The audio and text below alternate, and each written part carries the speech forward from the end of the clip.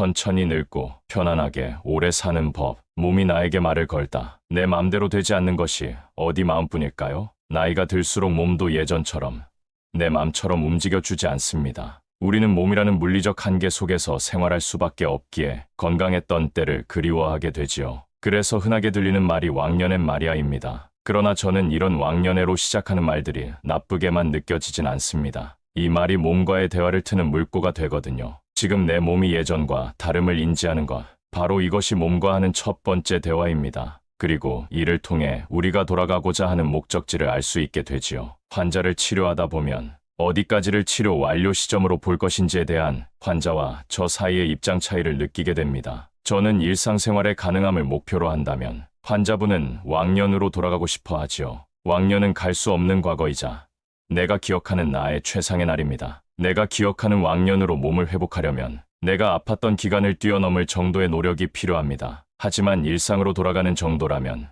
적은 노력으로도 충분하지요. 저는 그걸 바라고 있습니다. 당신이 왕년의 어느 날이 아니라 몸을 지탱할 수 있고 스스로 감당할 수 있는 정도의 건강 말이에요. 왕년을 이야기할 만큼 당신이 과거의 몸에 대해서 생각해봤다면 그만큼 건강에 대해서 관심을 가지게 되었다는 의미입니다. 몸이 나에게 말을 걸 때 더 늦지 않게 나를 돌봐주는 것, 그것이 우리 이야기의 시작이 될 겁니다. 왕년의 나를 돌아보고 현재의 나를 아프지 않고 건강하게 만드는 몸과의 대화를 시작하지요. 오늘 소개해드릴 책은 50부터는 알아서 척척 건강해지는 착한 몸은 없다입니다. 우리는 몸이 아플 때 마음도 같이 아프고 그 속에서 고통을 느낍니다. 하지만 그 고통에서 벗어날 거라는 희망을 버리지 않으면 고통의 터널을 지나고 우리는 무한한 감사와 행복을 느끼게 됩니다. 몸의 통증은 삶을 아프게 하지만 삶의 유한성과 소중함을 알려주는 귀중한 역할을 합니다. 마음의 통증은 내가 소중히 여기는 것이 무엇인지 깨닫게 해줍니다. 우리는 다시 통증에 대해서 새롭게 이야기를 해야 합니다. 인생에서 우리 힘으로 완벽하게 조종할 수 있는 단 한 가지, 그것은 태도입니다. 어떤 일이 벌어졌을 때 그것을 받아들이는 태도만큼은 스스로 장악하고 마음대로 조정할 수 있습니다. 따라서 우리에게 무슨 일이 일어나느냐 보다는 더 중요한 게 있습니다. 그것을 어떻게 받아들이고 처리하느냐입니다. 통증도 마찬가지입니다. 통증에 반응하고 대처하는 태도는 우리가 스스로 결정할 수 있습니다. 통증은 신호입니다. 내 몸과 마음이 보내는 신호입니다. 나에게 나를 알아달라고 반응하는 일입니다. 몸에 관심을 가져달라고 아껴달라고. 지금 몸이 아프다고 말합니다. 나라는 존재에 대한 애정 없이는 이 통증을 잘 이겨낼 수 없습니다. 이겨내기는커녕 이해할 수도 없습니다. 왜 이렇게 나만 아프지? 왜 갑자기 이렇게 아프지? 이런 생각이 들 때도 있습니다. 아프다는 사실이 우리를 괴롭고 힘들게 합니다. 그렇다면 이제 우리는 아픈 몸과 마음에 대해서 허심탄회하게 이야기를 나눠야 합니다. 통증이 통증으로만 남는다면 삶은 무한한 고통일 것입니다. 그렇지만 통증을 이겨내고 다시 건강한 몸을 찾는다면 우리의 삶은 무한한 감사와 행복으로 가득 찰 것입니다. 어제까지 몸이 아무 이상이 없었는데 갑자기 통증이 생기면 당황스럽고 낯설어집니다. 이 상황은 담이 결린 것과 유사합니다. 담이라는 것은 갑자기 생기는 것처럼 보입니다. 실제는 우리가 평소에 가지고 있던 작은 문제들이 어떤 상황들과 만나 갑자기 불편으로 나타나는 것입니다. 그런 면에서 담은 몸의 퇴적물과 같은 것입니다. 단지 갑작스럽게 느껴질 뿐입니다. 그럼 우리는 그제야 조치를 하려고 합니다. 담은 몸이 우리에게 보내는 경고 신호입니다. 이제 나에게 신경을 써야 한다고 몸의 소리를 들어달라는 것입니다. 담을 포함한 모든 통증이 몸이 보내는 신호입니다. 관심을 가져달라는 것입니다. 나를 지금 아껴달라고, 지금 아프다는 것입니다. 그러니 통증에 당황하지 않아도 됩니다. 지금 나를 봐달라는 신호입니다. 통증이 찾아오면 가장 먼저 해야 될 일은 멈춤입니다. 나를 질질 끌고 다니지 마세요. 아픈데도 이건 꼭 해야 돼, 이렇게 생각할 수도 있고, 앞으로 아프지 않기 위해서는 지금이라도 운동을 시작해야 돼, 이렇게 결심할 수도 있습니다. 인간의 불행은 단 한 가지 고요한 방에 들어앉아 휴식할 줄 모르는 데서 비롯된다고 파스칼은 말했습니다. 멈춘다는 것은 그냥 힘을 빼고 쉬는 것만을 의미하지는 않습니다. 멈추기 위해서는 습관처럼 나아갔던 발걸음을 멈출 용기가 필요합니다. 그래서 멈춤은 새로운 힘을 모으는 운동인 것입니다. 지금 당장 몸에게 휴식을 선물하세요. 우리가 이렇게 열심히 일을 찾고 노력하는 이유는 행복하게 살기 위해서입니다. 플라톤은 행복하게 살기 위한 조건 5가지를 말했습니다. 1점 먹고 살기에 조금 부족한 듯한 재산. 2점 모든 사람의 칭찬하기에 약간 부족한 듯한 외모. 3. 자신이 생각한 것의 절반밖에 인정받지 못하는 병. 4점 남과 겨뤄서 한 사람은 이기고 두 사람에게는 지른 체력. 5점 연설했을 때 절반 정도 박수받는 말솜씨. 플라톤이 생각하는 행복의 조건들은 우리가 생각하는 일반적인 행복의 조건들과 사뭇 다릅니다. 조금 부족하고 모자란 상태를 말합니다. 플라톤은 무엇이든 모자람이 없는 완벽한 상태에 있을 때 근심, 불안, 긴장, 불행이 교차하는 생활을 한다고 강조합니다. 이렇듯 행복을 느끼는 지점은 사람마다 다릅니다. 그래서 좋아하는 일을 찾아 계속 시도하고 나만의 행복을 찾는 것입니다. 그런데 대부분의 사람이 추구하는 행복은 눈에 보이는 외적인 것에 많이 맞춰져 있습니다. 번듯한 직장, 명문대라는 학벌, 그리고 뷰가 좋은 아파트 등 남이 보기 좋은 기준을 맞추고자 합니다. 그러나 이 기준으로만 살펴보면 나는 행복에서 더 멀어집니다. 항상 자신보다 남을 의식하고 살면, 남의 시선을 위해서만 살면 그러한 인생은 불행해집니다. 남을 의식할수록 나는 의식을 잃습니다. 자신의 삶에 만족하며 살아가는 사람들은 대부분 남보다 자신을 깊게 의식하고 사는 사람들입니다. 명심보감에서는 몸이 상하는 원인에 대해서 6가지로 설명해주고 있습니다. 머리를 많이 쓰는 것, 몸이 고통스러운 것, 욕심을 줄이지 못하는 것, 생각을 이루지 못하는 것, 음식이 적당하지 않은 것, 약을 잘못 먹은 것입니다. 그 중에서도 노건상이라는 것은 머리를 많이 써서 피곤하고 몸이 고통스러운 것입니다. 그리고 여기서 더한다면 욕심을 줄이지 못하거나 생각을 이루지 못한 것까지를 노건상이라고 볼 수 있습니다. 우리는 몸을 너무 무리해서 쓰고 있다는 것을 잘 알고 있습니다. 해야 할 많은 것들 중에서 제대로 된 휴식도 없이 몸을 함부로 사용하고 마음을 씁니다. 당연히 근육 운동은 할 겨를이 없고 기본적인 스트레칭조차 하지 않습니다. 스마트폰과 컴퓨터 사용으로 인해 점점 보기, 거북이 목처럼 됩니다. 그리고 볼링공만큼 무거운 머리는 가느다란 목 위에서 마치 피사의 사탑을 위해 공을 올려둔 것처럼 우리는 어떤 일에 집중하면 몸을 앞으로 기울이게 됩니다. 그게 관심의 표현이고 일 잘하는 사람의 자세입니다. 그렇지만 계속 그 자세를 똑같이 유지할 순 없습니다. 쉬어야 합니다. 몸도 복도, 강철은 아니니까요. 그러니 줄이지 못한 어떤 욕심이 나를 상하게 하고 있는지 가만히 떠올려 보세요. 그리고 머릿속에서 단 5분이라도 그 욕심에서 나를 멀어지게 해보세요. 일부러 머릿속을 텅 비워보는 것도 좋고 최대한 편하게 뒤로 보내주세요. 의자에 푹 기대어 무거운 머리를 잠시 내려놓고 긴장으로 바짝 올라간 어깨도 힘을 빼는 것입니다. 그렇게 몸을 최대한 편하게 뒤로 보내주세요. 환자분들이 제일 자주 겪는 어지럼증이 기립성 어지럼증입니다. 기립성 어지럼증이란 말 그대로 앉았다, 일어설 때 생기는 현상입니다. 원래 우리의 몸은 앉았다 일어서면 피가 다리 쪽으로 몰리기 때문에 혈압은 약간 떨어지고 심장 박동은 빨라지게 됩니다. 그런데 기립성 어지럼증이 있는 분들은 혈압이 약간 떨어지는 게 아니라 차이나게 많이 떨어지게 되는 것입니다. 순간적으로 머리까지 혈액이 충분히 도달하지 못하게 되어 눈앞이 캄캄해지고 머리가 어지럽고 균형이 흔들리게 됩니다. 이럴 때는 빠르게 앉아서 머리를 10초보다 낮게 유지하면 머릿속의 혈액순환이 회복되어 증상이 사라지게 됩니다. 이러한 증상을 방치하면 넘어질 위험성이 커지고 최근에는 중풍의 유형도 높아진다는 것이 밝혀졌습니다. 기립성 어지럼증은 심장,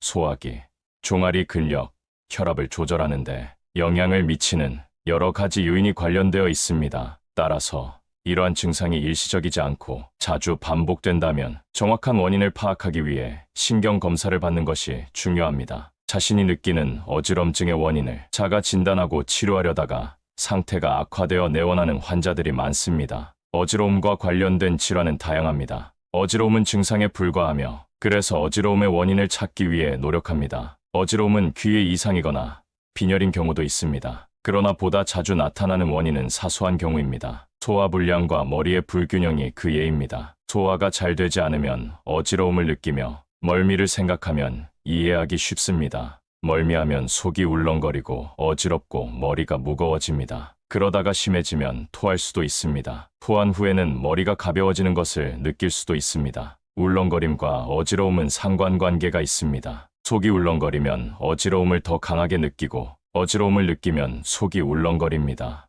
따라서 소화가 원활하지 않아 머리에 불균형이 생기면 어지러움을 느낄 수도 있습니다. 머리가 기울어진 것은 몸 전체가 기울어진 경우도 있고 어깨가 틀어진 경우도 있습니다. 또는 머리만 목만 한쪽으로 기울어진 경우도 있을 수 있습니다. 이는 자세 문제일 수 있습니다. 특히 자세가 틀어지기 시작하면 어지러움을 자주 경험하게 됩니다. 몸이 새로운 균형을 찾아가고 있을 수 있습니다. 어지럽기 시작할 때 문제가 발생했다는 걸 알았다면 나 자신이 할 수 있는 방법에 대해서도 생각해 보아야 합니다. 소화 때문에 어지러워한다면 소화가 잘 되는 음식을 섭취하는 것입니다. 만약 자세가 문제라면 자세를 바로 잡는 것입니다. 몸통을 잘 세우는 여러 가지 방법이 있겠지만 가장 간단한 방법은 바로 이것입니다. 바로 똥꼬에 힘을 주는 것입니다. 괄약근에 힘을 꽉 주어 볼게요. 똥 쌀 때처럼 주는 힘이 아니라 반대로 괄약근을 조이는 힘을 사용하는 것입니다. 소변 줄기를 끊고 방귀를 찾는다는 생각으로 힘을 주면 됩니다.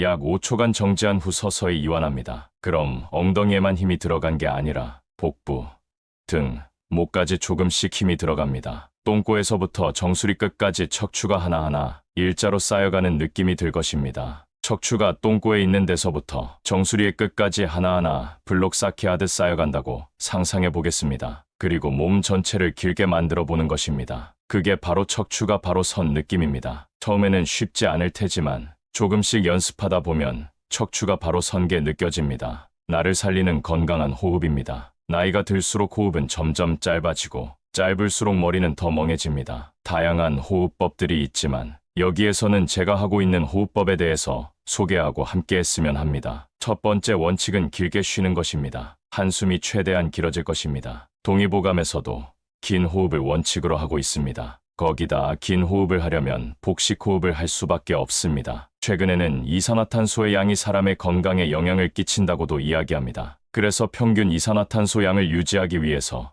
긴 호흡을 해야 된다는 것입니다. 호흡은 나이를 먹을수록 짧아지고 심폐질환이 생길수록 더 짧아지고 거칠어집니다. 거기다 긴장할수록 호흡은 가빠지고 짧아지는 것입니다. 운동할 때와는 좀 다릅니다. 운동을 하면 최대한 깊게 들이마시려고 노력을 하게 됩니다. 온몸을 다 써서 호흡하는 것이 중요합니다. 긴 호흡을 위해서는 천천히 들이쉬고 내쉬는 것이 필요합니다. 가능한 한 천천히 깊게 들이마시고 천천히 그리고 완전히 내쉬는 것이 중요합니다. 이렇게 하면 복부를 사용하게 됩니다. 숨을 들이쉴 때 배가 볼록해지고 내쉴 때는 배가 납작해질 것입니다. 두 번째 원칙은 코로 숨을 들이쉬는 것입니다. 코는 폐로 들어가는 공기를 태우고 부수물을 걸러줍니다. 즉, 필터와 같은 역할을 합니다. 따라서 숨을 들이쉴 때는 언제나 코로 하는 것이 좋습니다. 입으로 숨을 내쉬느냐, 코로 내쉬느냐에 대해서는 항상 논쟁이 있습니다. 저는 코로 내쉬는 것을 추천합니다. 세 번째 원칙은 온몸을 사용하는 것입니다. 호흡을 하면 자연스럽게 가슴과 등이 커집니다. 또한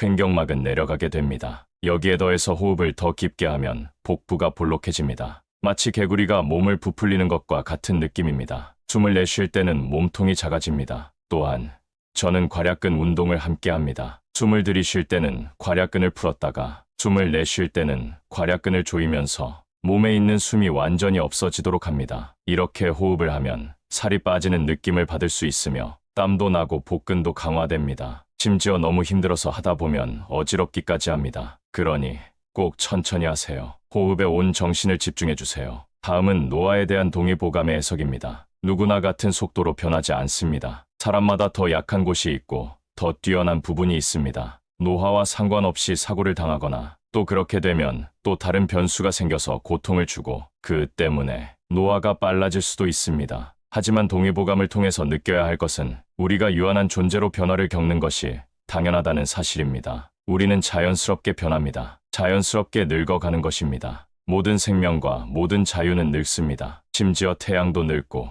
지구도 늙습니다. 자연을 거스를 수는 없습니다. 그렇지만 우리는 나이를 늙음의 관점으로만 봐서는 안 됩니다. 우리의 몸은 나이를 먹고 약해진다고 생각하기 쉽지만 실제 몸은 나이를 먹을수록 점점 내 생활에 최적화됩니다. 내 몸은 내가 살아온 결과물인 것입니다. 내가 하는 하루의 생각, 표정, 행동 등 모든 활동의 사물입니다. 우리의 몸이 나이를 먹고 나에게 익숙해지면 삶에 대해서 이해도가 깊어지고 넓어지게 됩니다. 그래서 나이를 먹는다는 것은 가장 최상의 나가 되는 길이라고 생각합니다. 나를 키우는 일입니다. 나의 마음은 나무와 같아서 나이테를 갖는 것처럼 느껴집니다. 마음이 가지는 나이테는 봄, 여름, 가을, 겨울이 묻어 있습니다. 오목한 현실 속에서 상처 입은 내가 거기에 있고 따뜻한 바람이 불듯 따뜻한 마음을 만났던 시간도 거기에 있습니다. 기분이 나쁠 때 배고픔과 상관없이 단 것이 땡깁니다. 우리의 뇌는 스트레스를 받으면 위기에 대한 반응으로 교감신경을 작동시킵니다. 교감신경이 작동하면 우리는 위기를 대처하는 반응을 하게 되는 것이죠.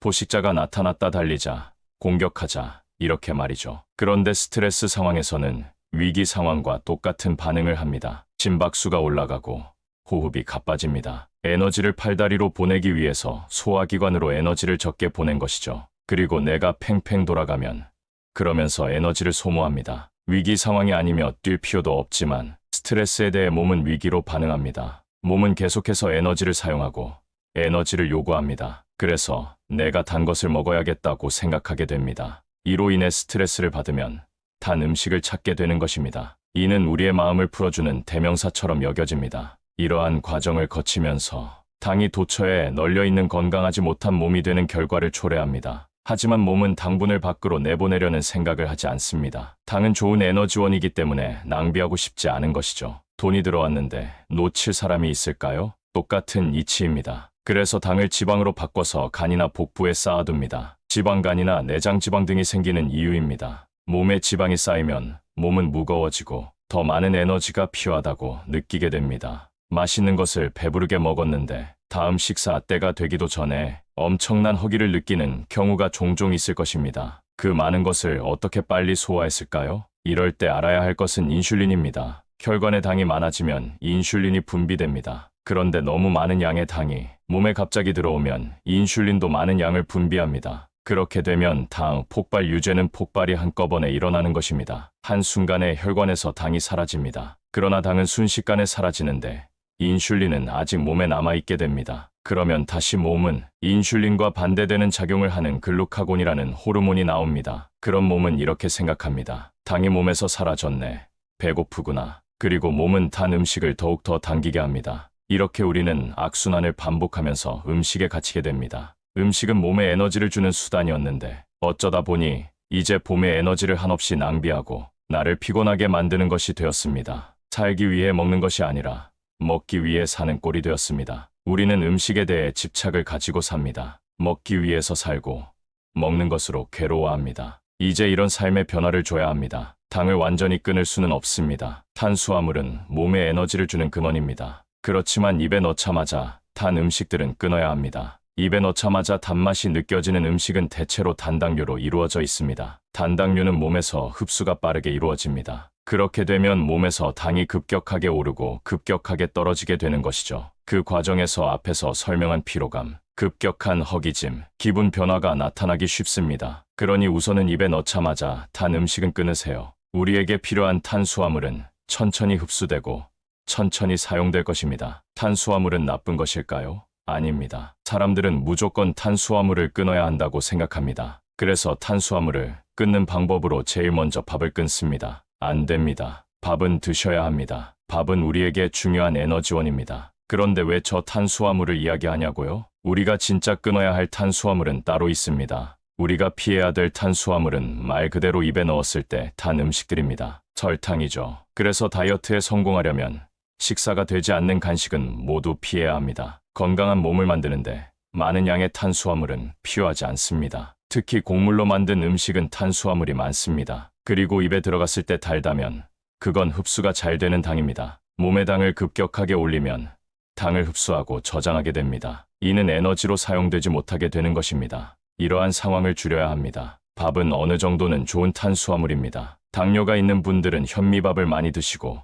잡곡도 많이 섞어 드셔야 합니다. 소화에 부담이 없어야 합니다. 위가 좋지 않은 분들이 잡곡을 드셔도 될까요? 저는 안 된다고 생각합니다. 잡곡을 먹고 소화하려면 차라리 백미를 드시는 것이 좋습니다. 소화 과정에서 에너지를 더 많이 소비하게 되는 것이기 때문입니다. 이러한 음식은 본인에게 나쁜 음식이라고 단호하게 이야기할 수 있습니다. 대장이 좋다고 알려진 음식들이 특히 그렇습니다. 식이섬유가 많은 음식이 많이 유발하는 경우가 많습니다. 이런 음식들은 위에 들어갈 때 가스를 유발하기도 합니다. 그래서 소화가 잘 안 되는 분들은 이런 음식을 받아들이기가 어렵습니다. 차라리 위가 건강해질 때까지는 부드러운 음식을 먹는 게 낫습니다. 흰쌀밥이 가벼운 음식이라는 것입니다. 건강한 몸을 위해서는 우선 밥을 드시는 것을 권합니다. 탄수화물이 중요하지만 밥을 끊어야 한다는 의미는 아닙니다. 간식을 줄이세요. 다음은 반찬을 골고루 드시고 양은 조금 줄이세요. 밥을 줄이다 보니 반찬을 많이 먹어도 된다는 생각을 많이 하십니다. 탄수화물이 줄어든 자리에 반찬이 들어가게 되는 것입니다. 그런데 간이 센 음식들은 또 음식을 당깁니다. 먹고 싶어지는 것이죠. 차라리 배고픔을 느끼면 밥을 조금 더 드셨으면 합니다. 최근에는 간헐적인 단식이 유행입니다. 하루 안에서 단식이 이루어지기도 합니다. 이러한 단식의 목적은 나를 굶기는 것입니다. 정확히는 세포를 굶기는 것이죠. 굶은 세포는 내 안에 있는 것을 재활용하고 새롭게 만듭니다. 이렇게 몸에 쌓인 것들이 사라지게 됩니다. 세포를 굶기고 소화함으로써 내 몸의 세포가 건강해지도록 도와줍니다. 내 몸의 세포가 죽는 것이 어떻게 좋은 일일까요? 암이란 세포가 죽으라는 신호를 받지 않고 무한히 성장하는 상태라는 사실을 고려할 때 세포가 죽는 것은 꼭 필요한 일입니다. 몸에 암이 생기지 않도록 도움을 주는 일이기 때문입니다. 또한 몸에 쓸모없는 것들을 제거하면서 살도 빠지는 효과도 있습니다. 그러나 이것은 모든 사람에게 굶는 것이 좋은 일인가요?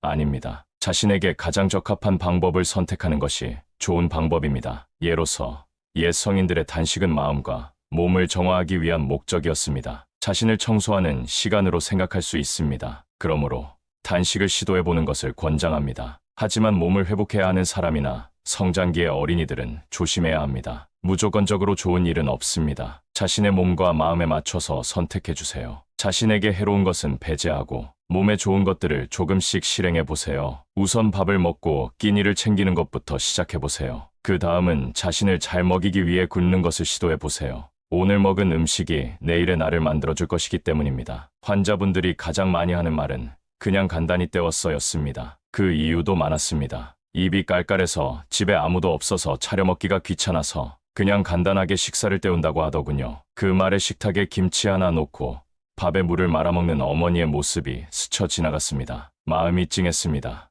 아이들 밥은 다 차려주고 남은 반찬과 남은 밥을 물에 말아먹는 그 모습입니다. 이 모습을 사랑하는 사람이 본다면 얼마나 속상할까요? 가끔은 너무 지쳐서 밥을 먹기 싫은 날도 있습니다. 가끔은 우렁각시처럼 나를 위해 정성스럽게 밥 한 끼를 차려줄 수도 있겠죠. 내가 너를 위해 준비한 거야. 이렇게 말할 수 있습니다. 이럴 때 추가적으로 나와 대화하면서 먹거나 나에게 집중하면서 먹는 등의 시도를 해보는 것도 좋습니다. 음식을 먹기 전에 눈으로 한번, 코로 한번 냄새를 맡아보세요. 입술을 대서 촉각적으로도 한번 먹어보세요. 배고픔을 느끼면서 천천히 음미하며 한 입 먹는 것입니다. 마치 내가 소믈리에가 된 것처럼 말입니다. 이 음식을 맛보고 그 느낌을 그대로 기억해 주겠다는 마음으로 말입니다. 한 입 먹고 목으로 넘어가는 목 넘김까지 인지해 봅니다. 그리고 천천히 위가 움직이며 배가 불러오는 느낌도 느껴보면 좋을 것입니다. 이런 식사 해보신 적 있나요? 식사 명상, 음식 명상으로 최근에 많이 등장하고 있습니다. 저는 이 방법이 꽤 좋다고 생각합니다. 저에게도 많은 도움이 되었습니다. 식사할 때 TV나 SNS를 틀어놓고 밥을 먹곤 합니다. 그러면 솔직히 무엇을 먹었는지 잘 기억이 나지 않습니다. 무슨 맛이었는지도 기억이 잘 안 나죠. 단지 먹었던 것입니다. 하지만 고급 레스토랑에서 먹은 음식은 포만감도 금세 느끼고 뭘 먹었는지도 뚜렷하게 기억합니다. 그날의 조명, 입었던 옷, 함께 음식을 먹었던 사람, 음식의 식감, 냄새, 순서, 맛, 향까지 생각합니다. 저는 사람들이 중요한 날에 일부러 비싼 음식을 먹으러 가는 이유가 있다고 생각합니다. 좋은 재료로 만든 음식이라서 기억이 날 수도 있죠. 하지만 저는 대접받는다는 느낌과 그 음식에 집중할 수 있는 환경 때문에 그 순간의 음식과 함께한 사람을 잘 느낄 수 있다고 생각합니다. 오감을 모두 사용할 때 사람은 기억을 가장 잘한다고 합니다. 그래서 맛집에 간 기억이 오래 남습니다. 먹는 그 순간 오감을 모두 활용하게 되는 것이죠. 그럼에도 불구하고 집에서 먹는 음식은 왜 기억에 남지 않을까요? 마찬가지 이유입니다. 먹는다는 일상의 타성에 젖어 그냥 한 끼 때우는 거니까요. 그저 그냥 우거우거 먹는 것입니다. 입을 거쳐서 위장에 음식을 넣는 것이죠. 내 몸을 무슨 기계처럼 대하지 말아주세요. 기계처럼 에너지만 넣어주면 굴러가는 거라고 착각하지 마세요. 나는 그런 대접을 받을 사람이 아닙니다. 세상에서 가장 소중한 사람입니다. 나에게 말이죠. 어떤 날도 무시해서는 안 됩니다. 어떤 나도 절대 그냥 한 끼 떼어서는 안 됩니다. 오늘 이 끼니를 기억해 주세요. 그리고 나에게 대접해 주세요. 한 끼를 딱 맛있게 차려주세요. 음식에는 기억이 있습니다. 엄마가 해줬던 음식, 친구랑 먹었던 그 맛이 간절할 때가 있습니다. 저는 가끔 초등학교 때 먹었던 학교 앞에 분식집 떡볶이가 생각납니다. 수업을 마치고 친구들이랑 떡볶이를 먹으면서 나눴던 수다들, 더 놀고 싶어서 집에 가기 싫은 마음이 제 마음 한 구석을 차지하고 있거든요. 엄마가 끓여준 김치찌개도 생각납니다. 나를 잘 먹이고 잘 싸는 법, 좋은 식사를 하고 있는지를 알 수 있는 지표가 크게 세 가지입니다. 대변, 소화, 피로도입니다. 소화가 잘 되는지, 먹고 나서 피하지 않은지를 잘 확인해야 합니다. 그리고 대변이 잘 나오는지를 통해 식사를 점검하는 것이죠. 그 중에서 가장 쉽게 체크할 수 있는 부분이 대변입니다. 똥은 우리의 식사 성적표입니다. 밥을 어떻게 먹고 있는지, 그 식사가 몸을 건강하게 하고 있는지를 나타내 주는 것이죠. 가장 좋은 변은 황금빛 바나나 형태라고 합니다. 그리고 약간 물에 뜨는 느낌이 들면 좋다고 합니다. 물을 내리면 약간 풀어지는 느낌이 들면 소화가 잘 된 편입니다. 이런 이상적인 형태를 저도 자주 보지는 못합니다. 자신에게 불편한 음식을 줄이면 이런 변을 볼 수 있습니다. 변이 황금빛 바나나가 아니라면 먹는 걸 조종할 필요가 있습니다. 변을 보고 나서 물을 내리기 전에 한번 봐주세요. 변의 색과 형태를 먼저 확인한 후에 안에 음식물이 섞이거나 지방이 뜨지 않았는지 잘 살펴봐야 합니다. 변의 형태가 평소와 다르다면 전날 먹은 음식들을 생각해 보아야 합니다. 두 번째로는 소화입니다. 몸에 좋다고 알려진 음식이라도 소화되지 않는다면 그 음식은 자신과 잘 맞지 않는 음식입니다. 식이섬유가 풍부한 야채들도 몸에 좋지만 일부 사람들은 케일과 양배추를 먹으면 설사가 생길 수 있습니다. 그럴 때는 꼭 익혀서 먹거나 갈아서 먹어도 됩니다. 물론 아예 먹지 않는 것도 괜찮습니다. 어떤 음식이 몸에 좋다고 알려져 있어도 개인에게는 맞지 않을 수 있습니다. 세 번째로는 피로도입니다. 피로는 몸 상태와 에너지 사용을 잘 나타내는 신호입니다. 자극적이고 피로를 일으키는 음식을 제거하고 피로도의 변화를 체크해야 합니다. 당분이 높은 빵이나 과자를 먹고 나면 당이 갑자기 저하되어 급격한 피로를 유발할 수 있습니다. 또한 과식하면 소화에 에너지를 많이 사용하게 되어 피곤해집니다. 직후에 1시간에서 2시간 동안 식곤증이 심하다면 그 음식은 피하는 것이 좋습니다. 이렇게 세 가지를 체크하면 우리가 어떤 하루를 보냈는지와 어떤 음식을 선택했는지 알 수 있습니다. 음식 선택을 조절함으로써 더 건강한 식사와 건강한 체내 환경을 유지할 수 있습니다. 천천히 늙고 편안하게 오래 사는 법. 몸이 나에게 말을 걸다. 내 마음대로 되지 않는 것이 어디 마음뿐일까요? 나이가 들수록 몸도 예전처럼 내 마음처럼 움직여주지 않습니다. 우리는 몸이라는 물리적 한계 속에서 생활할 수밖에 없기에 건강했던 때를 그리워하게 되지요. 그래서 흔하게 들리는 말이 왕년엔 말이야입니다. 그러나 저는 이런 왕년애로 시작하는 말들이 나쁘게만 느껴지진 않습니다. 이 말이 몸과의 대화를 트는 물꼬가 되거든요. 지금 내 몸이 예전과 다름을 인지하는 것, 바로 이것이 몸과 하는 첫 번째 대화입니다. 그리고 이를 통해 우리가 돌아가고자 하는 목적지를 알 수 있게 되지요. 환자를 치료하다 보면 어디까지를 치료 완료 시점으로 볼 것인지에 대한 환자와 저 사이의 입장 차이를 느끼게 됩니다. 저는 일상생활의 가능함을 목표로 한다면 환자분은 왕년으로 돌아가고 싶어 하지요. 왕년은 갈 수 없는 과거이자 내가 기억하는 나의 최상의 날입니다. 내가 기억하는 왕년으로 몸을 회복하려면 내가 아팠던 기간을 뛰어넘을 정도의 노력이 필요합니다. 하지만 일상으로 돌아가는 정도라면 적은 노력으로도 충분하지요. 저는 그걸 바라고 있습니다. 당신이 왕년의 어느 날이 아니라 몸을 지탱할 수 있고 스스로 감당할 수 있는 정도의 건강 말이에요. 왕년을 이야기할 만큼 당신이 과거의 몸에 대해서 생각해봤다면 그만큼 건강에 대해서 관심을 가지게 되었다는 의미입니다. 몸이 나에게 말을 걸 때 더 늦지 않게 나를 돌봐주는 것, 그것이 우리 이야기의 시작이 될 겁니다. 왕년의 나를 돌아보고 현재의 나를 아프지 않고 건강하게 만드는 몸과의 대화를 시작하지요. 오늘 소개해드릴 책은 50부터는 알아서 척척 건강해지는 착한 몸은 없다입니다. 우리는 몸이 아플 때 마음도 같이 아프고 그 속에서 고통을 느낍니다. 하지만 그 고통에서 벗어날 거라는 희망을 버리지 않으면 고통의 터널을 지나고 우리는 무한한 감사와 행복을 느끼게 됩니다. 몸의 통증은 삶을 아프게 하지만 삶의 유한성과 소중함을 알려주는 귀중한 역할을 합니다. 마음의 통증은 내가 소중히 여기는 것이 무엇인지 깨닫게 해줍니다. 우리는 다시 통증에 대해서 새롭게 이야기를 해야 합니다. 인생에서 우리 힘으로 완벽하게 조종할 수 있는 단 한 가지, 그것은 태도입니다. 어떤 일이 벌어졌을 때 그것을 받아들이는 태도만큼은 스스로 장악하고 마음대로 조정할 수 있습니다. 따라서 우리에게 무슨 일이 일어나느냐보다는 더 중요한 게 있습니다. 그것을 어떻게 받아들이고 처리하느냐입니다. 통증도 마찬가지입니다. 통증에 반응하고 대처하는 태도는 우리가 스스로 결정할 수 있습니다. 통증은 신호입니다. 내 몸과 마음이 보내는 신호입니다. 나에게 나를 알아달라고 반응하는 일입니다. 몸에 관심을 가져달라고, 아껴달라고, 지금 몸이 아프다고 말합니다. 나라는 존재에 대한 애정 없이는 이 통증을 잘 이겨낼 수 없습니다. 이겨내기는커녕 이해할 수도 없습니다. 왜 이렇게 나만 아프지? 왜 갑자기 이렇게 아프지? 이런 생각이 들 때도 있습니다. 아프다는 사실이 우리를 괴롭고 힘들게 합니다. 그렇다면 이제 우리는 아픈 몸과 마음에 대해서 허심탄회하게 이야기를 나눠야 합니다. 통증이 통증으로만 남는다면 삶은 무한한 고통일 것입니다. 그렇지만 통증을 이겨내고 다시 건강한 몸을 찾는다면 우리의 삶은 무한한 감사와 행복으로 가득 찰 것입니다. 어제까지 몸이 아무 이상이 없었는데 갑자기 통증이 생기면 당황스럽고 낯설어집니다. 이 상황은 담이 결린 것과 유사합니다. 담이라는 것은 갑자기 생기는 것처럼 보입니다. 실제는 우리가 평소에 가지고 있던 작은 문제들이 어떤 상황들과 만나 갑자기 불편으로 나타나는 것입니다. 그런 면에서 담은 몸의 퇴적물과 같은 것입니다. 단지 갑작스럽게 느껴질 뿐입니다. 그럼 우리는 그제야 조치를 하려고 합니다. 담은 몸이 우리에게 보내는 경고 신호입니다. 이제 나에게 신경을 써야 한다고 몸의 소리를 들어달라는 것입니다. 담을 포함한 모든 통증이 몸이 보내는 신호입니다. 관심을 가져달라는 것입니다. 나를 지금 아껴달라고,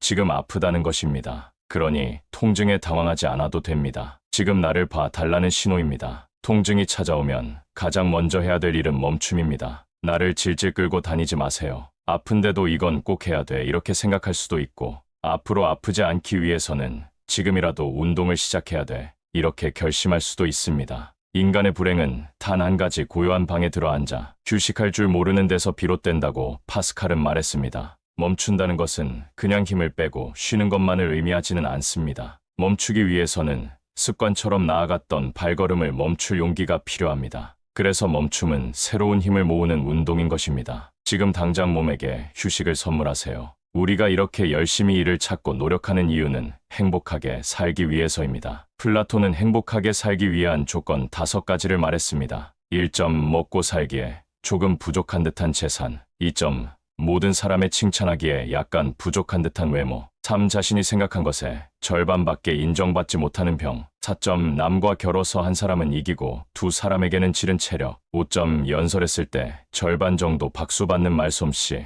플라톤이 생각하는 행복의 조건들은 우리가 생각하는 일반적인 행복의 조건들과 사뭇 다릅니다. 조금 부족하고 모자란 상태를 말합니다. 플라톤은 무엇이든 모자람이 없는 완벽한 상태에 있을 때 근심, 불안, 긴장, 불행이 교차하는 생활을 한다고 강조합니다. 이렇듯 행복을 느끼는 지점은 사람마다 다릅니다. 그래서 좋아하는 일을 찾아 계속 시도하고 나만의 행복을 찾는 것입니다. 그런데 대부분의 사람이 추구하는 행복은 눈에 보이는 외적인 것에 많이 맞춰져 있습니다. 번듯한 직장, 명문대라는 학벌, 그리고 뷰가 좋은 아파트 등 남이 보기 좋은 기준을 맞추고자 합니다. 그러나 이 기준으로만 살펴보면 나는 행복에서 더 멀어집니다. 항상 자신보다 남을 의식하고 살면, 남의 시선을 위해서만 살면 그러한 인생은 불행해집니다. 남을 의식할수록 나는 의식을 잃습니다. 자신의 삶에 만족하며 살아가는 사람들은 대부분 남보다 자신을 깊게 의식하고 사는 사람들입니다. 명심보감에서는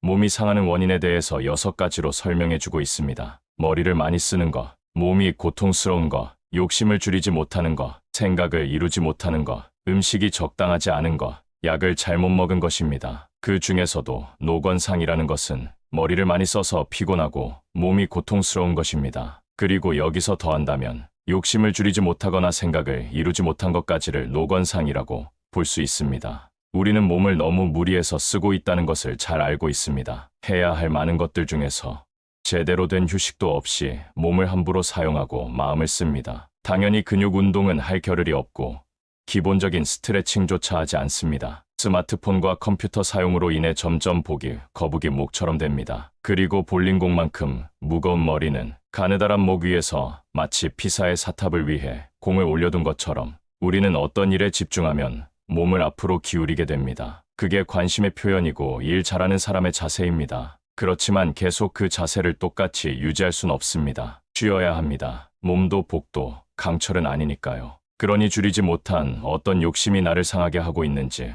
가만히 떠올려 보세요. 그리고 머릿속에서 단 5분이라도 그 욕심에서 나를 멀어지게 해보세요. 일부러 머릿속을 텅 비워보는 것도 좋고 최대한 편하게 뒤로 보내주세요. 의자에 푹 기대어 무거운 머리를 잠시 내려놓고 긴장으로 바짝 올라간 어깨도 힘을 빼는 것입니다. 그렇게 몸을 최대한 편하게 뒤로 보내주세요. 환자분들이 제일 자주 겪는 어지럼증이 기립성 어지럼증입니다. 기립성 어지럼증이란 말 그대로 앉았다, 일어설 때 생기는 현상입니다. 원래 우리의 몸은 앉았다 일어서면 피가 다리 쪽으로 몰리기 때문에 혈압은 약간 떨어지고 심장 박동은 빨라지게 됩니다. 그런데 기립성 어지럼증이 있는 분들은 혈압이 약간 떨어지는 게 아니라 차이나게 많이 떨어지게 되는 것입니다. 순간적으로 머리까지 혈액이 충분히 도달하지 못하게 되어 눈앞이 캄캄해지고 머리가 어지럽고 균형이 흔들리게 됩니다. 이럴 때는 빠르게 앉아서 머리를 10초보다 낮게 유지하면 머릿속의 혈액순환이 회복되어 증상이 사라지게 됩니다. 이러한 증상을 방치하면 넘어질 위험성이 커지고 최근에는 중풍의 유형도 높아진다는 것이 밝혀졌습니다. 기립성 어지럼증은 심장,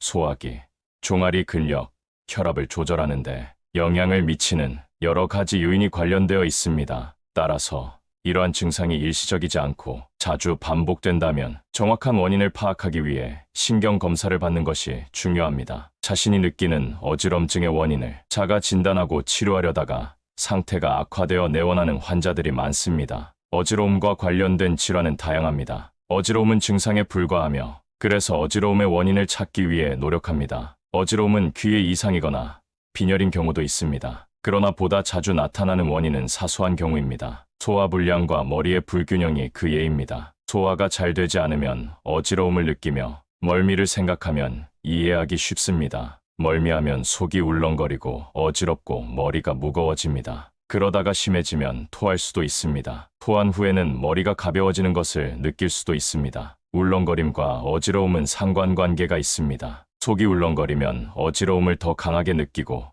어지러움을 느끼면 속이 울렁거립니다. 따라서 소화가 원활하지 않아 머리에 불균형이 생기면 어지러움을 느낄 수도 있습니다. 머리가 기울어진 것은 몸 전체가 기울어진 경우도 있고 어깨가 틀어진 경우도 있습니다. 또는 머리만 목만 한쪽으로 기울어진 경우도 있을 수 있습니다. 이는 자세 문제일 수 있습니다. 특히 자세가 틀어지기 시작하면 어지러움을 자주 경험하게 됩니다. 몸이 새로운 균형을 찾아가고 있을 수 있습니다. 어지럽기 시작할 때 문제가 발생했다는 걸 알았다면 나 자신이 할 수 있는 방법에 대해서도 생각해 보아야 합니다. 소화 때문에 어지러워한다면 소화가 잘 되는 음식을 섭취하는 것입니다. 만약 자세가 문제라면 자세를 바로 잡는 것입니다. 몸통을 잘 세우는 여러 가지 방법이 있겠지만 가장 간단한 방법은 바로 이것입니다. 바로 똥꼬에 힘을 주는 것입니다. 괄약근에 힘을 꽉 주어 볼게요. 똥 쌀 때처럼 주는 힘이 아니라 반대로 괄약근을 조이는 힘을 사용하는 것입니다. 소변 줄기를 끊고 방귀를 찾는다는 생각으로 힘을 주면 됩니다. 약 5초간 정지한 후 서서히 이완합니다. 그럼 엉덩이에만 힘이 들어간 게 아니라 복부,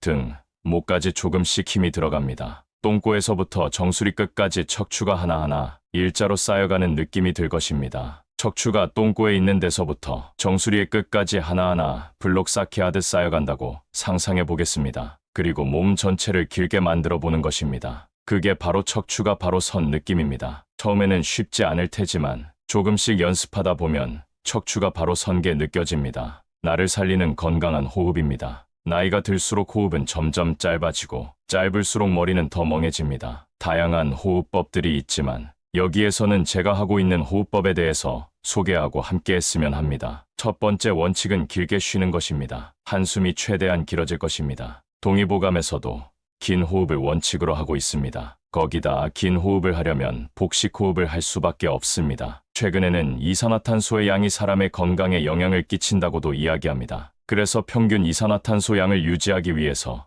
긴 호흡을 해야 된다는 것입니다. 호흡은 나이를 먹을수록 짧아지고 심폐질환이 생길수록 더 짧아지고 거칠어집니다. 거기다 긴장할수록 호흡은 가빠지고 짧아지는 것입니다. 운동할 때와는 좀 다릅니다. 운동을 하면 최대한 깊게 들이마시려고 노력을 하게 됩니다. 온몸을 다 써서 호흡하는 것이 중요합니다. 긴 호흡을 위해서는 천천히 들이쉬고 내쉬는 것이 필요합니다. 가능한 한 천천히 깊게 들이마시고 천천히 그리고 완전히 내쉬는 것이 중요합니다. 이렇게 하면 복부를 사용하게 됩니다. 숨을 들이쉴 때 배가 볼록해지고 내쉴 때는 배가 납작해질 것입니다. 두 번째 원칙은 코로 숨을 들이쉬는 것입니다. 코는 폐로 들어가는 공기를 태우고 부수물을 걸러줍니다. 즉, 필터와 같은 역할을 합니다. 따라서 숨을 들이쉴 때는 언제나 코로 하는 것이 좋습니다. 입으로 숨을 내쉬느냐, 코로 내쉬느냐에 대해서는 항상 논쟁이 있습니다. 저는 코로 내쉬는 것을 추천합니다. 세 번째 원칙은 온몸을 사용하는 것입니다. 호흡을 하면 자연스럽게 가슴과 등이 커집니다. 또한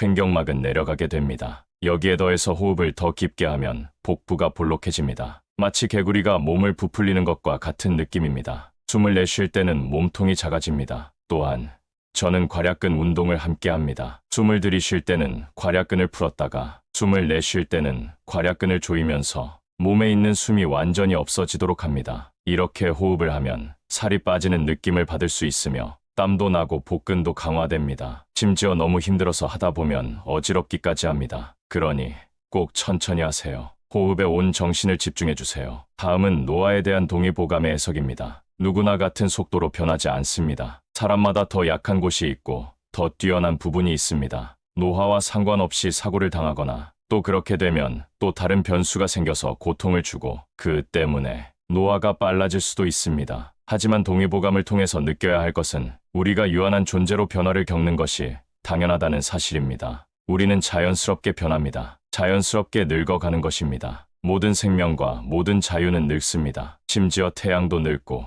지구도 늙습니다. 자연을 거스를 수는 없습니다. 그렇지만 우리는 나이를 늙음의 관점으로만 봐서는 안 됩니다. 우리의 몸은 나이를 먹고 약해진다고 생각하기 쉽지만 실제 몸은 나이를 먹을수록 점점 내 생활에 최적화됩니다. 내 몸은 내가 살아온 결과물인 것입니다. 내가 하는 하루의 생각, 표정, 행동 등 모든 활동의 사물입니다. 우리의 몸이 나이를 먹고 나에게 익숙해지면 삶에 대해서 이해도가 깊어지고 넓어지게 됩니다. 그래서 나이를 먹는다는 것은 가장 최상의 나가 되는 길이라고 생각합니다. 나를 키우는 일입니다. 나의 마음은 나무와 같아서 나이테를 갖는 것처럼 느껴집니다. 마음이 가지는 나이테는 봄, 여름, 가을, 겨울이 묻어 있습니다. 오목한 현실 속에서 상처 입은 내가 거기에 있고 따뜻한 바람이 불듯 따뜻한 마음을 만났던 시간도 거기에 있습니다. 기분이 나쁠 때 배고픔과 상관없이 단 것이 땡깁니다. 우리의 뇌는 스트레스를 받으면 위기에 대한 반응으로 교감신경을 작동시킵니다.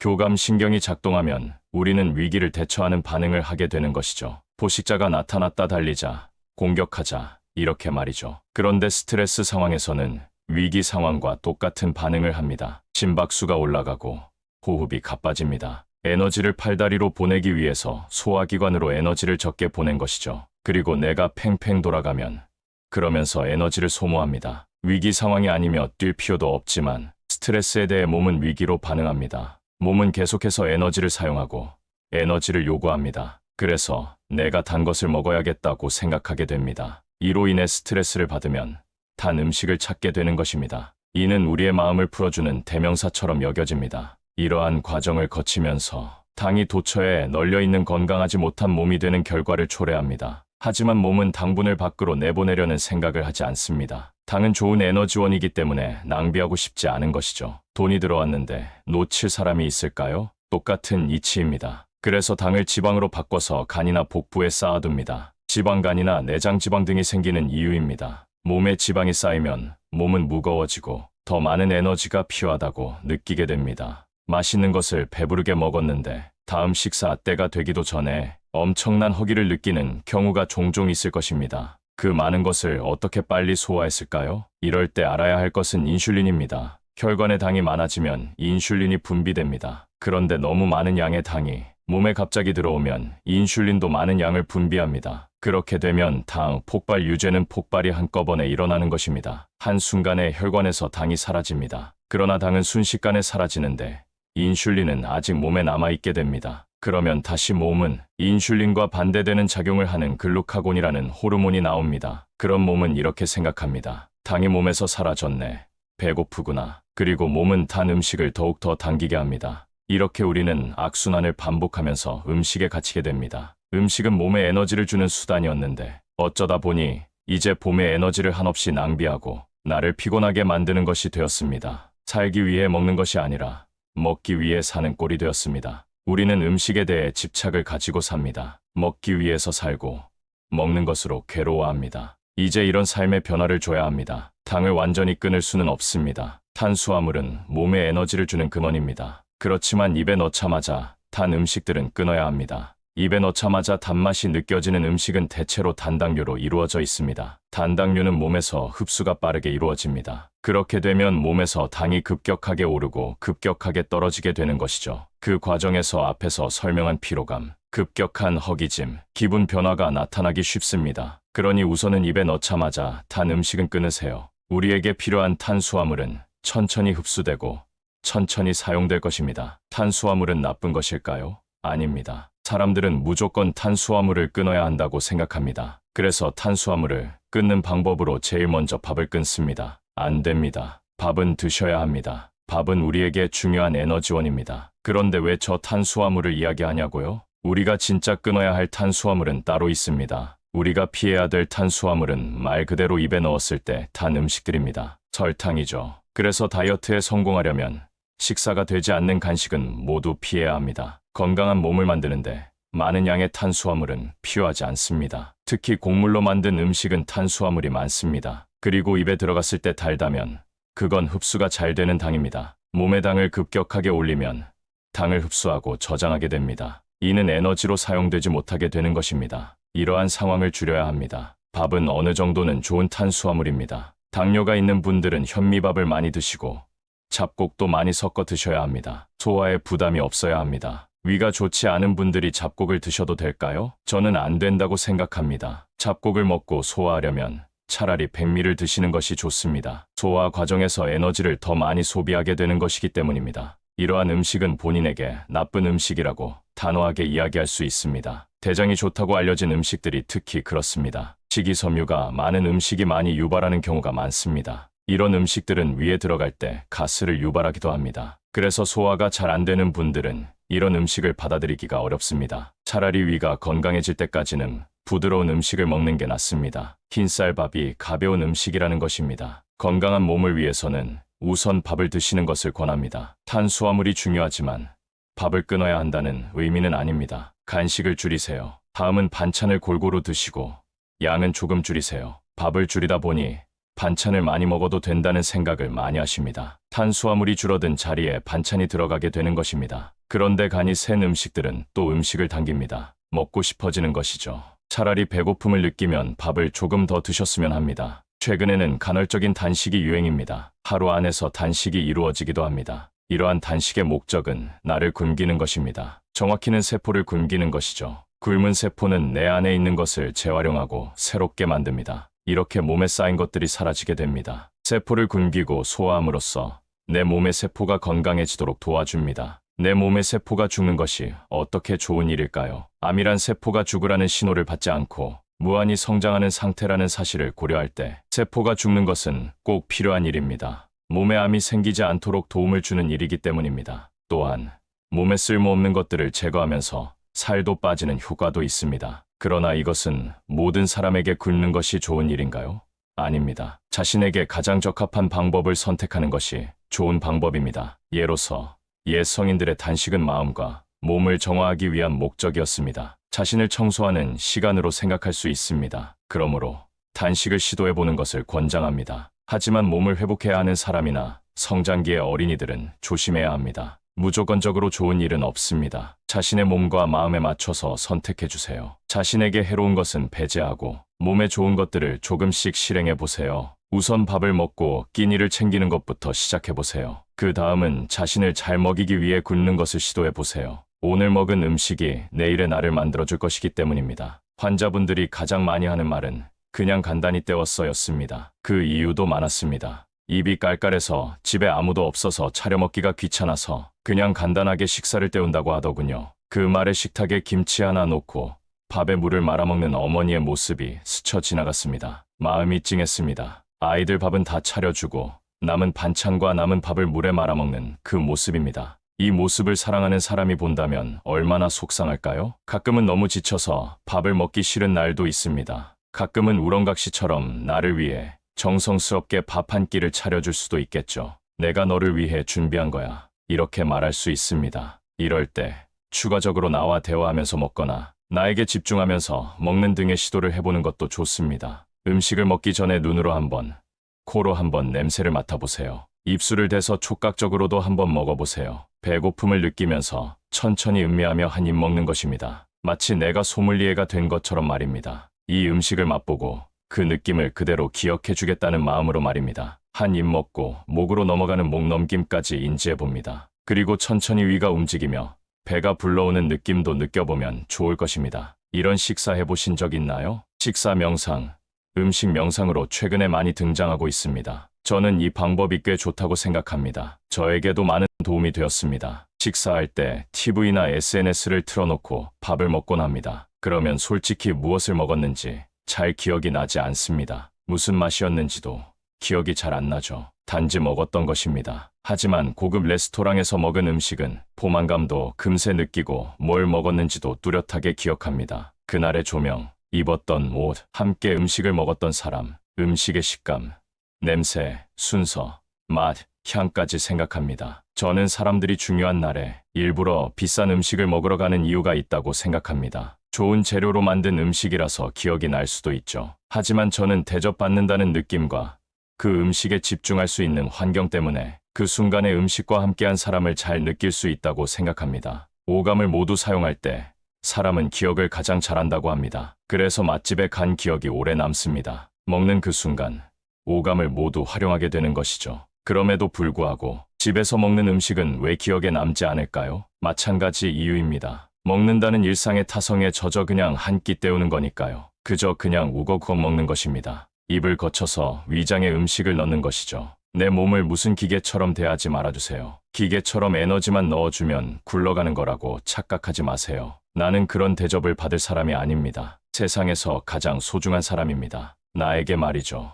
어떤 날도 무시해서는 안 됩니다. 어떤 나도 절대 그냥 한 끼 떼어서는 안 됩니다. 오늘 이 끼니를 기억해 주세요. 그리고 나에게 대접해 주세요. 한 끼를 딱 맛있게 차려주세요. 음식에는 기억이 있습니다. 엄마가 해줬던 음식, 친구랑 먹었던 그 맛이 간절할 때가 있습니다. 저는 가끔 초등학교 때 먹었던 학교 앞에 분식집 떡볶이가 생각납니다. 수업을 마치고 친구들이랑 떡볶이를 먹으면서 나눴던 수다들, 더 놀고 싶어서 집에 가기 싫은 마음이 제 마음 한 구석을 차지하고 있거든요. 엄마가 끓여준 김치찌개도 생각납니다. 나를 잘 먹이고 잘 싸는 법, 좋은 식사를 하고 있는지를 알 수 있는 지표가 크게 세 가지입니다. 대변, 소화, 피로도입니다. 소화가 잘 되는지 먹고 나서 피하지 않은지를 잘 확인해야 합니다. 그리고 대변이 잘 나오는지를 통해 식사를 점검하는 것이죠. 그 중에서 가장 쉽게 체크할 수 있는 부분이 대변입니다. 똥은 우리의 식사 성적표입니다. 밥을 어떻게 먹고 있는지, 그 식사가 몸을 건강하게 하고 있는지를 나타내 주는 것이죠. 가장 좋은 변은 황금빛 바나나 형태라고 합니다. 그리고 약간 물에 뜨는 느낌이 들면 좋다고 합니다.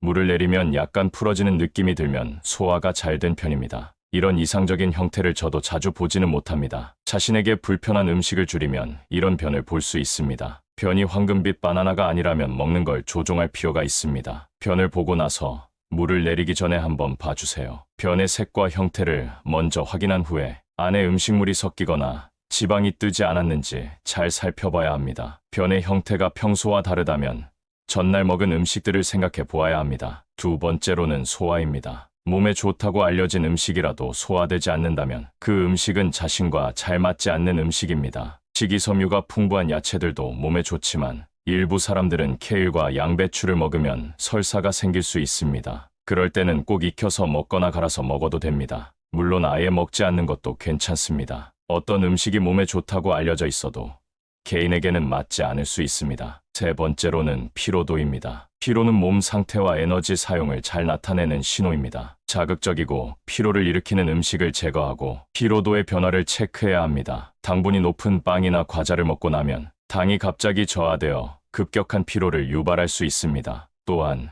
과식하면 소화에 에너지를 많이 사용하게 되어 피곤해집니다. 직후에 1시간에서 2시간 동안 식곤증이 심하다면 그 음식은 피하는 것이 좋습니다. 이렇게 세 가지를 체크하면 우리가 어떤 하루를 보냈는지와 어떤 음식을 선택했는지 알 수 있습니다. 음식 선택을 조절함으로써 더 건강한 식사와 건강한 체내 환경을 유지할 수 있습니다.